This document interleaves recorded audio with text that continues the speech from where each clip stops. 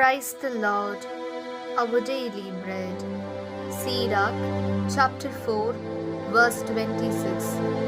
Do not be ashamed to acknowledge your sins, and do not struggle against a rushing stream. O Almighty God, thank you for giving this wonderful verse. May your presence showers on us. O Lord, in this day, we humans are not ashamed of the sin we have committed and are ashamed to report it. They are like stumbling block the blessings that is due to us. No amount of barriers can stop the flow of the river, because the barriers will break without bearing the pressure of the water. Similarly, anything can block the blessing of our Lord. It is impossible to prevent. Therefore, let us plead on this day for the blessing to live a good life by confessing our sin that is a hindrance to our blessings. We ask this in the name of Jesus Christ. Amen. அன்றாட உணவு. சீராக் அதிகாரம் 4 இறை வார்த்தை 26.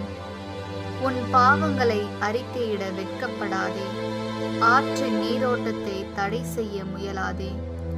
அன்பின் தகப்பனே, இன்றைய நாளிலே இந்த இறை மன்னாவை கொடுத்ததற்காக நன்றி ஆண்டவரே.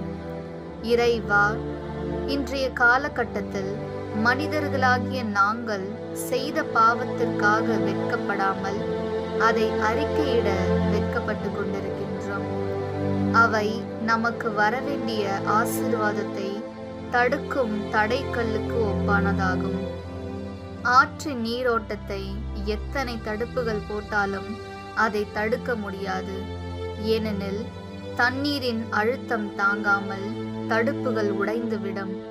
அதேபோல் நம் ஆண்டவரின் ஆசீர்வாதத்தை எவற்றாலும் தடுக்க இயலாது.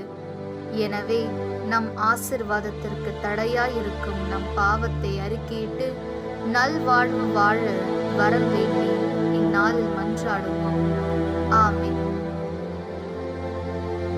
அன்னன்னுள்ள போஜனம். பிரபாஷகன் 4 அத்தியாயம் 26 வாக்கியம். தெற்று சம்மதிக்கான் லட்சிക്കേണ്ടതെല്ലാം ഒഴുക്കിനെതിരെ നീന്തരുത്. ഇന്നത്തെ കാലഘട്ടത്തിൽ മനുഷ്യർ തങ്ങളുടെ തെറ്റുകളെ മറച്ചു വെക്കുന്നു. അതിനാൽ നമുക്ക് കിട്ടാനുള്ള അനുഗ്രഹങ്ങൾ തടസ്സപ്പെടുന്നു. തെറ്റ് സമ്മതിക്കുമ്പോൾ ഒഴുക്ക് പോലെ കർത്താവിൻ്റെ അനുഗ്രഹം നമ്മളിലേക്ക് കടന്നു വരുന്നു. അതിനാൽ ദൈവമേ, ഞങ്ങളുടെ തെറ്റുകുറ്റങ്ങളെ മറച്ചു വയ്ക്കാതെ തെറ്റ് സമ്മതിച്ച് വിശുദ്ധിയിൽ ജീവിക്കുവാൻ ഞങ്ങളെ അനുഗ്രഹിക്കണമേ. ആമേൻ.